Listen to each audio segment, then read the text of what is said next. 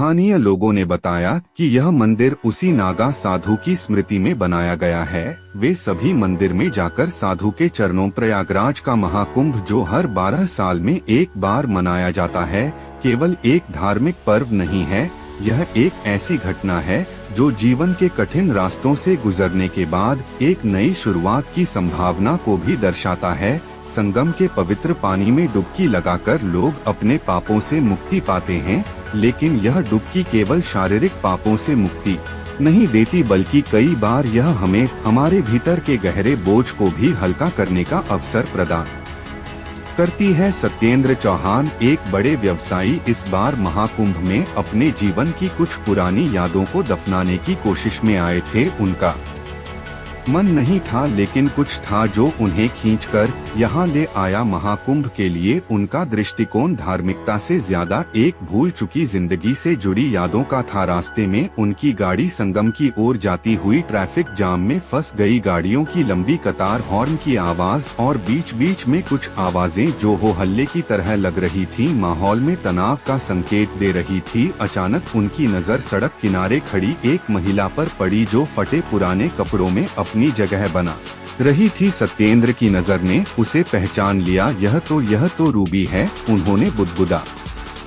दिल की धड़कन तेज हो गई। क्या यह वही रूबी है जो कभी उनके जीवन का हिस्सा थी? क्या यह वही महिला है जो कभी उनके साथ थी और फिर उन्हें छोड़कर चली गई थी? रूबी सत्येंद्र की पूर्व पत्नी अब सड़क पर एक बेसहारा इंसान सी खड़ी थी। 3 साल पहले दोनों का तलाक हो चुका था और तब से दोनों की जिंदगी अलग अलग राहों पर चल पड़ी थी। वह एक आत्मनिर्भर और साहसी महिला थी, लेकिन आज वही महिला बेज़बान और थकी हुई दिखाई दे रही थी। सत्येंद्र को यकीन नहीं हो रहा था कि यह वही महिला है जिसने कभी उन्हें अपने सपनों के पीछे छोड़ दिया था। सत्येंद्र ने गाड़ी रोकी और तुरंत उतरकर उसके पास गए। रूबी, उन्होंने हैरान होकर पूछा। रूबी ने सिर झुका लिया। उसकी आंखों में अजीब सी उदासी थी, जैसे वह दुनिया से हार चुकी हो। सत्येंद्र का दिल तेजी से धड़क रहा था। तुम यहाँ क्या कर रही हो? उनका स्वर कठोर था, लेकिन भीतर एक गहरी दया और चिंता छिपी थी। सत्य मैं बस। रूबी की आवाज टूट गई और फिर वह अचानक फपक कर रो पड़ी। सत्येंद्र को विश्वास नहीं हो रहा था कि यह वही रूबी थी जो कभी जीवन में सबसे मजबूत और साहसी महिला हुआ करती थी। अब वह इतनी टूटी हुई, इतनी हार चुकी नजर आ रही थी। सत्येंद्र ने उसे गाड़ी में बैठाया और होटल की ओर मोड़ा। रास्ते भर दोनों के बीच गहरी चुप्पी थी। सत्येंद्र के मन में कई सवाल थे जिनका जवाब उसे चाहिए था। होटल के कमरे में रूबी ने अपनी कहानी सुनाई। तुमसे अलग होने के बाद मैंने सोचा था कि मेरी जिंदगी फिर से शुरू होगी, लेकिन ऐसा नहीं हुआ। मेरे परिवार ने मुझे छोड़ दिया, दोस्तों ने मुझसे मुंह मोड़ लिया और अब देखो मैं यहाँ खड़ी हूँ सड़क पर, उसने कहा आंसू बहाते हुए। सत्येंद्र स्तब्ध रह गए। वह उस महिला को जानते थे जो कभी अपनी मेहनत और साहस से किसी भी मुश्किल का सामना करती थी, लेकिन अब यह पूरी तरह बदल चुकी थी। तुमने मुझसे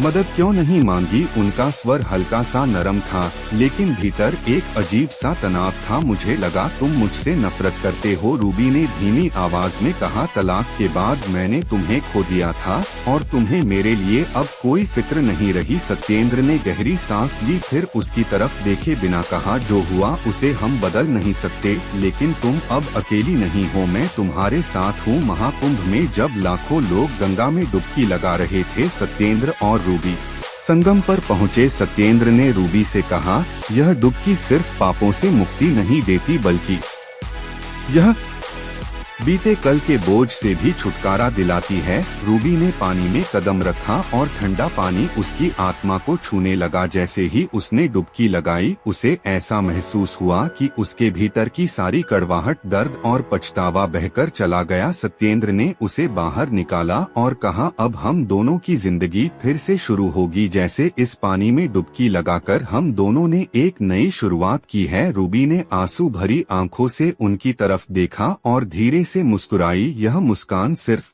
एक इंसान की हार के बाद की खुशी नहीं थी, बल्कि यह एक नई उम्मीद और आत्मविश्वास का प्रतीक थी।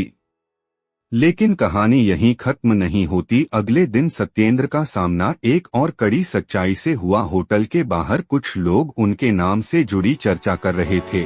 वे यह बात कर रहे थे कि सत्येंद्र के पिता, जो अब इस दुनिया में नहीं थे, ने अपनी जिंदगी के आखिरी दिनों में कुछ ऐसे राज खोले थे जिनका सत्येंद्र को बिल्कुल भी अंदाजा नहीं था। सत्येंद्र के पिता ने अपनी जिंदगी में कई ऐसी गलतियां की थी जिनका खामियाजा उनके परिवार ने भरा था। अचानक सत्येंद्र को यह एहसास हुआ कि महाकुंभ की डुबकी की तरह ही उनके अपने अतीत का बोझ भी उन्हें मुक्त नहीं कर पाया था। वह अपने पिता की गलतियों को माफ करने की कोशिश कर रहे थे, लेकिन एक और बड़ा सवाल था, क्या वह खुद अपने अंदर के गुस्से और डर को माफ कर पाएंगे। सत्येंद्र ने महसूस किया कि महाकुंभ का असली संदेश यही था, न सिर्फ शारीरिक और मानसिक पापों से मुक्ति, बल्कि अपने भीतर के गहरे गुस्से, भय और असमर्थता से भी मुक्ति। यही वह सच्ची मुक्ति थी जिसका उसे सामना करना था। महाकुंभ केवल गंगा में डुबकी लगाने का आयोजन नहीं था, यह जीवन के संगम का प्रतीक था, जहां हर व्यक्ति अपने बीते कल को छोड़कर एक नई शुरुआत कर सकता है। सत्येंद्र और रूबी की कहानी इस बात का जीता जागता उदाहरण बन गई कि मुक्ति का मतलब सिर्फ शारीरिक पापों से नहीं, बल्कि मानसिक बोझ और आत्मग्लानि से भी होता है। यह महाकुंभ न सिर्फ उनके लिए बल्कि हर उस व्यक्ति के लिए एक नया अध्याय बनने का सबक था।